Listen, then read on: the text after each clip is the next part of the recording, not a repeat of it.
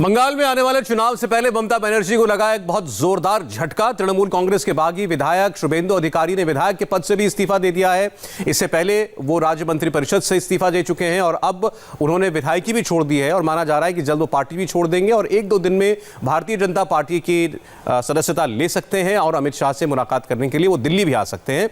लेकिन ये एक बड़ा झटका तृणमूल कांग्रेस के लिए माना जाएगा। शुभेंदु अधिकारी जो कि पिछले कुछ महीनों से खुलकर बगावत पर उतरे हुए थे, पहले उन्होंने मंत्रिपरिषद से इस्तीफा दिया। इतना ही नहीं, उन्होंने ममता बनर्जी को एक चिट्ठी लिखकर यह भी कहा था कि मौजूदा हालात में उनके लिए तृणमूल कांग्रेस में रहना, काम करना मुश्किल है और उसके बाद उनको मनाने की कई कोशिशें भी ममता बनर्जी की तरफ से की गई थी, लेकिन शुभेंदु अधिकारी की नाराजगी बरकरार रही और पहले उन्होंने मंत्री पद से इस्तीफा दिया और अब विधायक पद से भी शुभेंदु अधिकारी इस्तीफा दे चुके हैं। एक बड़े जनाधार वाले नेता हैं और इसीलिए इनका जाना ममता बनर्जी को काफी अखरेगा, वो भी अहम चुनाव से पहले। अनुपम मिश्रा अब हमारे साथ लाइव जुड़ रहे हैं, हमारे सहयोगी कोलकाता से। अनुपम, जो कि पश्चिम बंगाल की राजनीति को बहुत बारीक नजर से देखते हैं, अनुपम ये बताइए कि शुभेंदु अधिकारी का जाना ममता बनर्जी के लिए बहुत बड़ा नुकसान होगा, ये बात जानते हुए भी उनको मनाने के क्या प्रयास किए गए थे?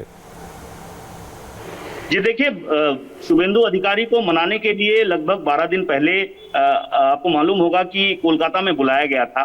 कोलकाता में उनके साथ सौगत राय, अभिषेक बंदोपाध्याय, प्रशांत किशोर और सुदीप बंदोपाध्याय ने एक मीटिंग की थी।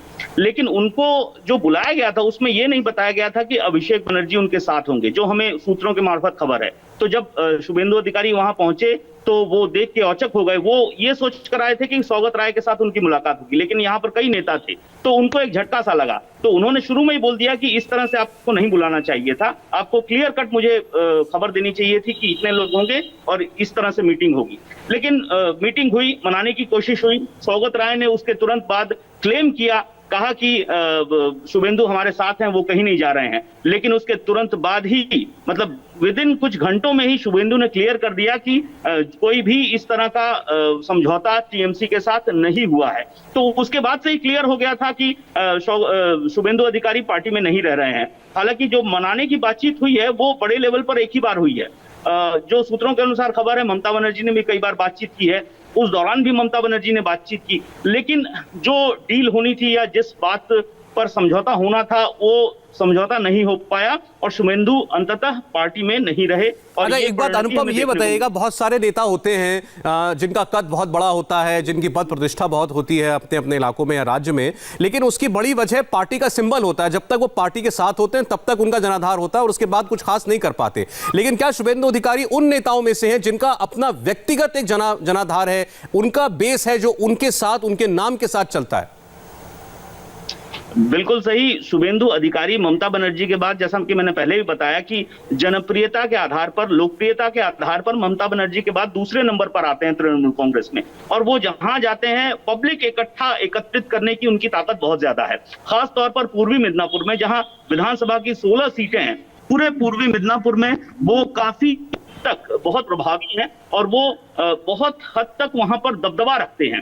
तो ऐसे में पार्टी के बिना भी, पार्टी के फ्लैग के बिना, पार्टी के साइन के बिना भी वहां पे शुभेंदु अधिकारी या अधिकारी परिवार अगर हम कहें, उनके पिता भी नेता हैं, उनके भाई भी नेता हैं, तो अधिकारी परिवार का बहुत बड़ा दबदबा है, बहुत प्रभाव है वो पूर्वी मिदनापुर में। इसके अलावा पश्चिम मिदनापुर के कुछ हिस्से जो पूर्वी मिदनापुर से लगते हैं, वहां पर भी अधिकारी परिवार का अच्छा खासा दबदबा है।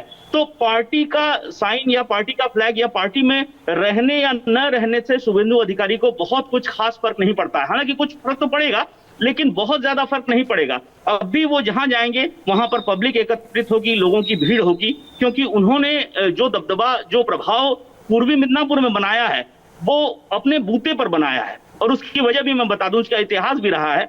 नंदीग्राम का जो आंदोलन हुआ, नंदीग्राम के आंदोलन ने ममता बनर्जी को सत्ता के एक कदम आगे खड़ा कर दिया। 2 आंदोलन हुए, सिंगूर और नंदीग्राम। तो दोनों आंदोलन के बाद ममता बनर्जी बंगाल की सत्ता के एक कदम आगे बढ़ी। नंदीग्राम का आंदोलन पहले हुआ। तो नंदीग्राम का जो आंदोलन हुआ, उस आंदोलन के नेपथ्य में सबसे बड़ी भूमिका अगर किसी ने निभाई थी तो वो थे शुभेंदु अधिकारी। शुभेंदु अधिकारी ने जिस आंदोलन को आगे बढ़ाया, चेहरा ममता बनर्जी थी, लेकिन उस आंदोलन का संगठन, स्वरूप, सब कुछ शुभेंदु अधिकारी था। तो उसके बाद से ही धीरे धीरे जनप्रियता शुभेंदु अधिकारी की बढ़ने लगी और आज ये स्थिति है पूरे पूर्वी मिदनापुर या पश्चिम मिदनापुर में वो अकेले ये एक बड़ी बात आप बता रहे हैं अनुपम कि वो आंदोलन, वो किसान आंदोलन जिनके बूते पर ममता बनर्जी बनी, यानी कि इस कदर उनकी लोकप्रियता बढ़ी कि वो धीरे फिर सत्ता में भी आई, 2 बार से लगातार जनादेश लेकर के आ रही हैं। उसके पीछे वो उन आंदोलनों की ताकत यही शुभेंदु अधिकारी थे जो अब उनका साथ छोड़ रहे हैं। तो इससे आप समझ सकते हैं कि ममता बनर्जी की ताकत को कितना बड़ा झटका लगेगा शुभेंदु अधिकारी के जाने से। और उनका रेजिग्नेशन लेटर जो उन्होंने विधानसभा के अध्यक्ष को लिखा है वो भी इस वक्त आपकी स्क्रीन पर है। उनके लेटर हेड पर उन्होंने अपने हाथ से ही ये रेजिग्नेशन लेटर लिखा और उसमें कहा कि वो विधानसभा से इस्तीफा दे रहे हैं, अपनी सीट वो छोड़ रहे हैं और उनका इस्तीफा तत्काल प्रभाव से स्वीकार किया जाए। अब सवाल बस इतना ही रह गया है कि वो भारतीय जनता पार्टी कब ज्वाइन करते हैं, दिल्ली आकर ज्वाइन करेंगे, किसकी मौजूदगी में ज्वाइन करेंगे। जैसा अनुपम कह रहे थे कि कयास है कि 1-2 दिन में वो अमित शाह से मुलाकात करने के लिए, गृहमंत्री से मुलाकात करने के लिए आ सकते हैं और फिर पश्चिम बंगाल में उनकी होने वाली इसी हफ्ते की जनसभा में भी वो रह सकते हैं। एक नाम याद आता है हेमंत बिस्वा शर्मा का। आप तो नॉर्थ ईस्ट कवर करते हैं अनुपम, जिन्होंने राहुल गांधी के काम करने के तरीके से नाराज होकर कांग्रेस पार्टी तो छोड़ी, लेकिन उसके बाद आसाम के साथ साथ उत्तर पूर्व की कई सरकारें उन्होंने बीजेपी को दिला दी। तो क्या यह ताकत भी शुभेंदु अधिकारी रखते हैं कि अगले चुनाव में तख्ता पलट की बुनियाद शुभेंदु अधिकारी का बीजेपी में जाना ही तय कर दे?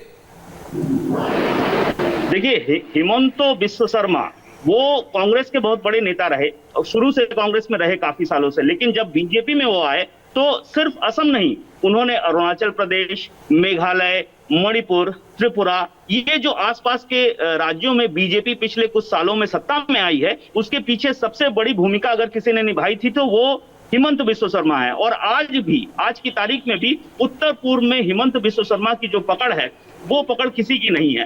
तो शुभेंदु अधिकारी अलग, अब दूसरे राज्यों की तो हम बात नहीं कर सकते, लेकिन पश्चिम बंगाल में शुभेंदु अधिकारी बहुत बड़ा नाम है, बहुत बड़ी हैसियत है और खास तौर पर कुछ जिलों में उनका प्रभाव बहुत ज्यादा है।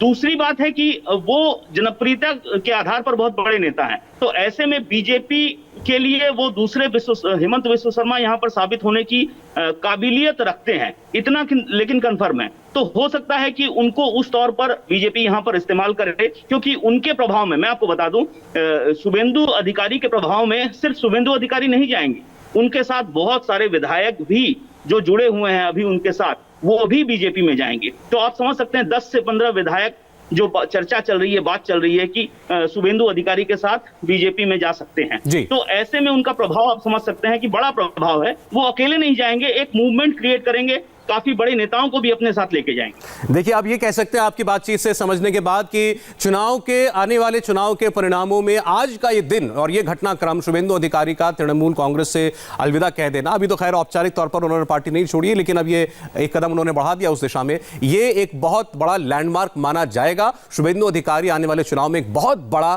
फैक्टर होंगे। बहुत बहुत शुक्रिया अनुपम मिश्रा आपका।